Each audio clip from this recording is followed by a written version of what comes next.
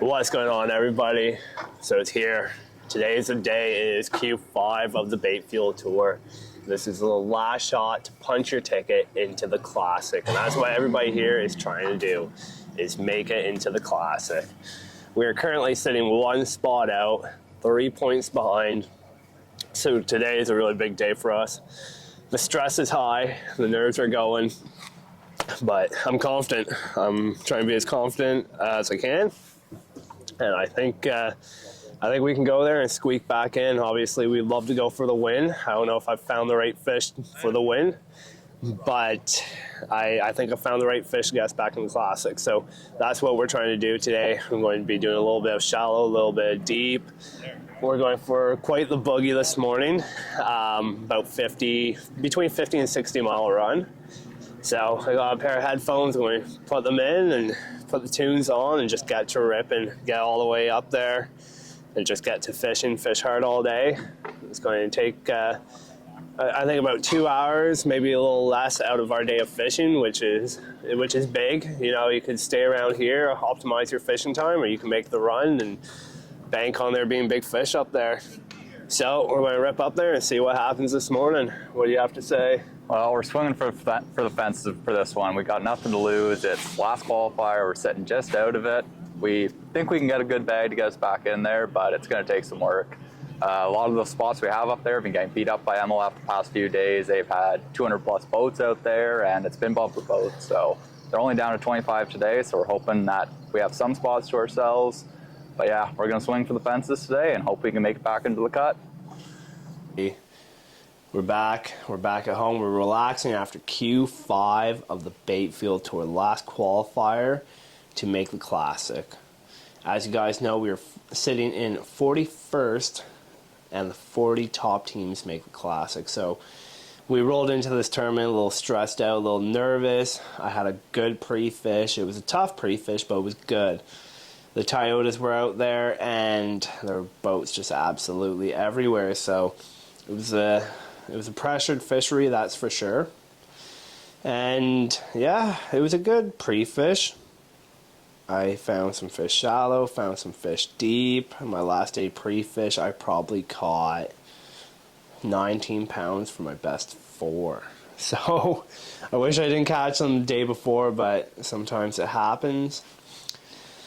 So dropped the camera a lot, found a couple really good schools.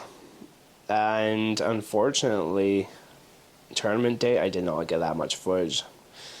I didn't get any fish catches. We got to our first spot, camera died. I didn't change the batteries. I was just so focused on catching fish and making the Classic. So I'll give you guys a quick rundown of how the day went, what happened, and where we ended up, and if we made the Classic or not. So we made a pretty good run in the morning, about 35, 40 mile upriver. We knew we were going to be on some pressured fish, but we had a feeling we could make them bite. Got to the first spot on some suspended fish, and I caught about 6 right off the bat, back to back to back. They're all 1 to 2 pounds, so I threw them all back.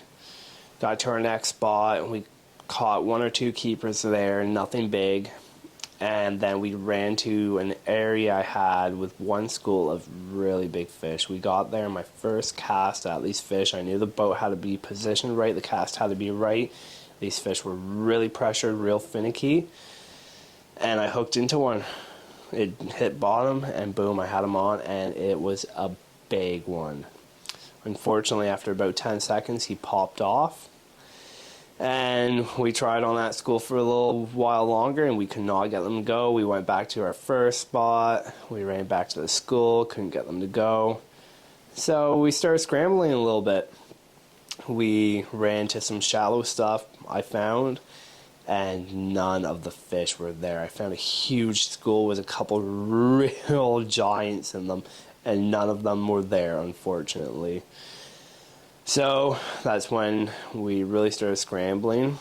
We had some weird stuff happen. It was a weird day of stuff not going right. We went down to the Brockville area, did some drifts, and we probably seen throughout the day 200 fish that would come up, follow our baits, but never touch them.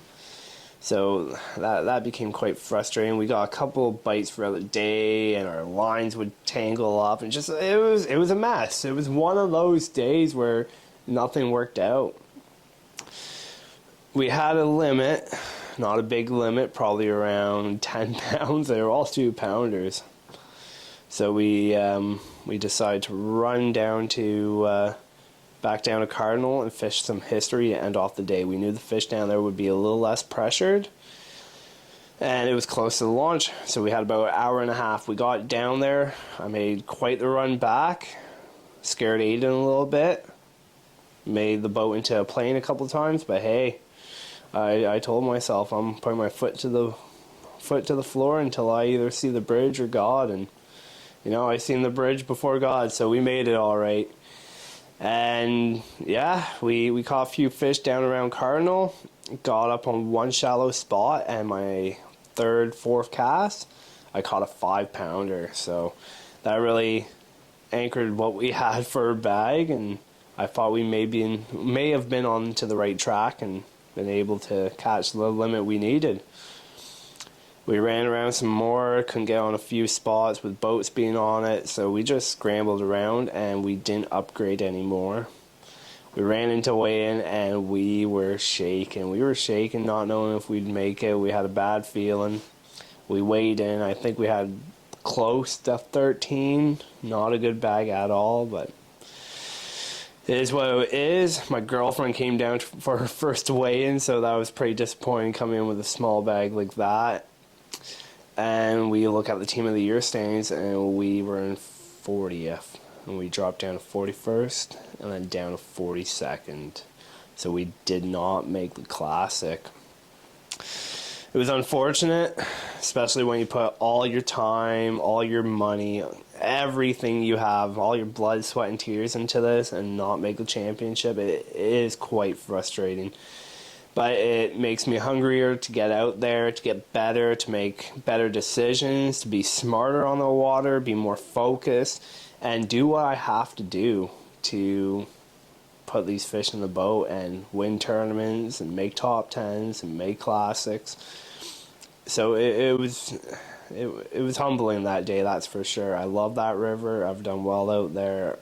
I can go out there and catch some fun fishing all the time, but it's just one of those days that did not work out.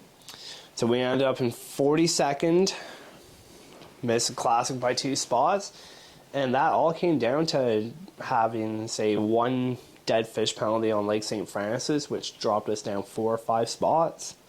That could have been it right there. So, it was real frustrating, but hey, it is what it is. I learned so much this season. I met some incredible people, did some great networking. I got into the content. I've been absolutely loving it. And yeah, but my Canadian season, from the start to the finish, it was just rough. Just making some bad decisions. We lost a ton of fish this year. Like, it was just incredible how many fish I lost this year that would have done wonders.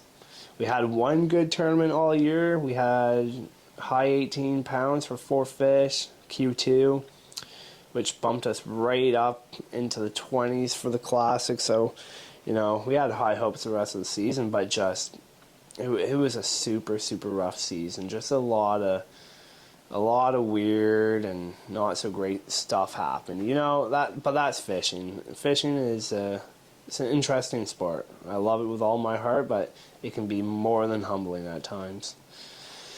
So, thank you guys.